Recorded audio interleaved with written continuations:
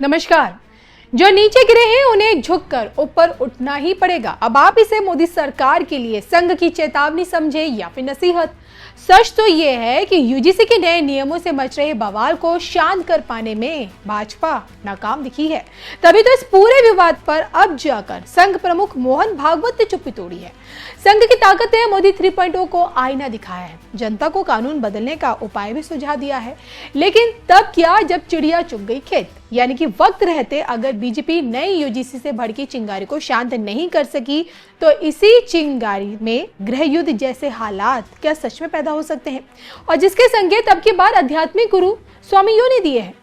बीते दिन दिल्ली यूनिवर्सिटी में सोचे यूजीसी के नए नियमों के विरोध में छात्रों का आंदोलन दिखा। मोदी सरकार के विरोध में जमकर नारेबाजी हुई और यही विरोध जब हिंसक होने लगा तो मौके पर पहुंची पुलिस ने माहौल को शांत कराने की कोशिश की। इसी कड़ी में अगला आंदोलन अगले महीने की 8 तारीख यानी कि 8 मार्च को होना है और इस बार करनी सेना का हल्ला बोल है। डॉक्टर शेखावत की लीडरशिप में यूजीसी के खिलाफ महा आंदोलन रामलीला मैदान में करने की प्लानिंग हो रही है।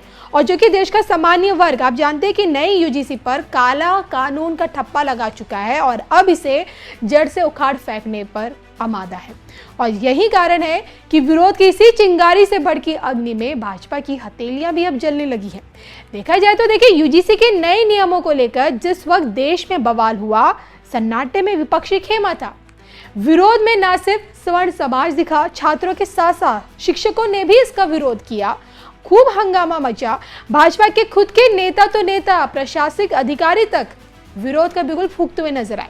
सड़क से आवाज उठने लगी कि यूजीसी काला कानून वापस लो। हालांकि अब की बार अगर मोदी सरकार इस पर यू टर्न नहीं लेती है, कोर्ट द्वारा लगी सुप्रीम रोक बहाल हो जाती है अगले महीने यानी कि मार्च में, तब क्या?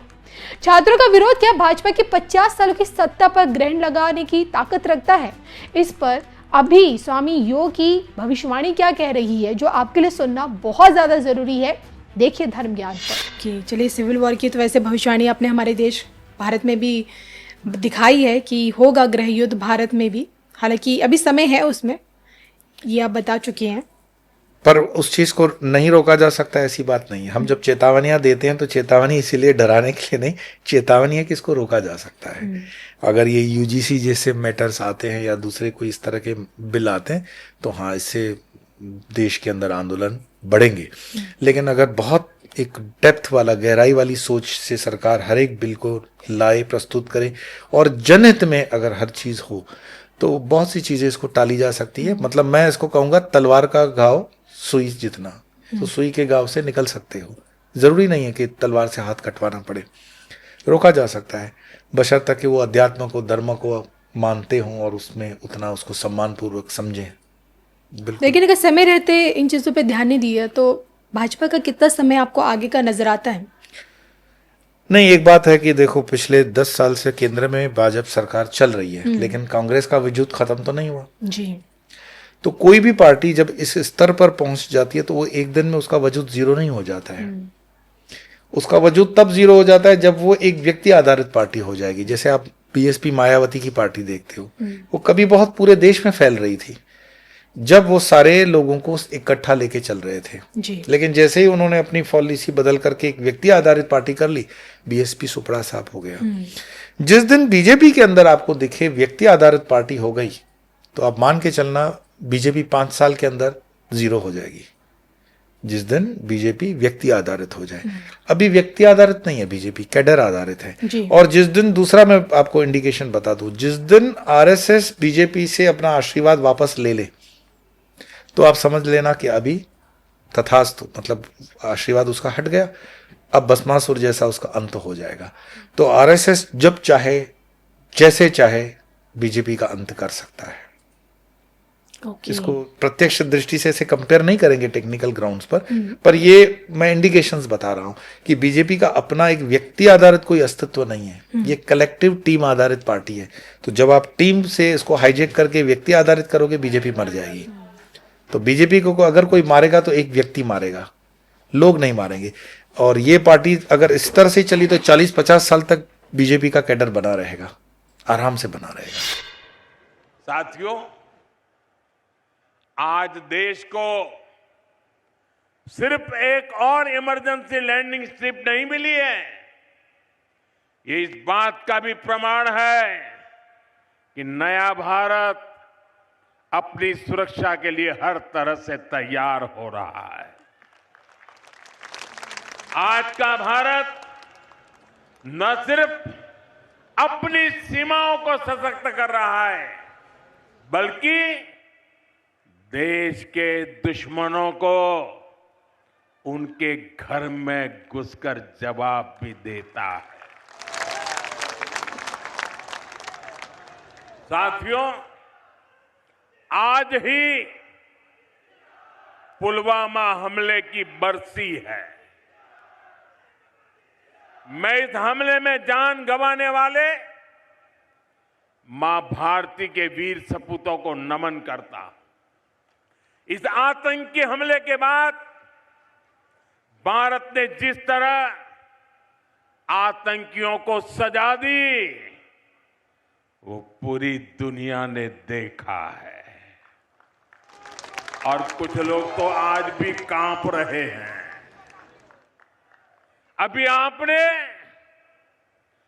भारत की ये शक्ति ऑपरेशन सिंदूर में भी देखी है।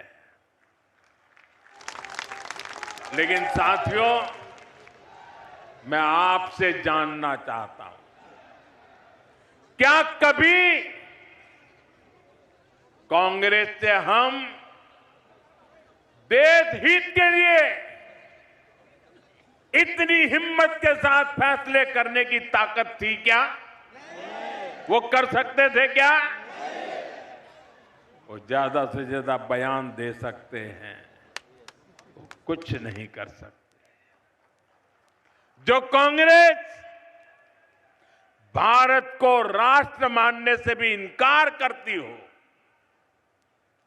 जो सवाल करते हैं कि मां भारती क्या होती है, जो मां भारती के नाम तक से परहेज करती हो, जो मां भारती के प्रति जरा सा सम्मान तक नहीं दिखाते, वो कांग्रेस कभी भारत का भला नहीं कर सकती। इसलिए कांग्रेस ने कभी देश की सुरक्षा को प्राथमिकता नहीं दी।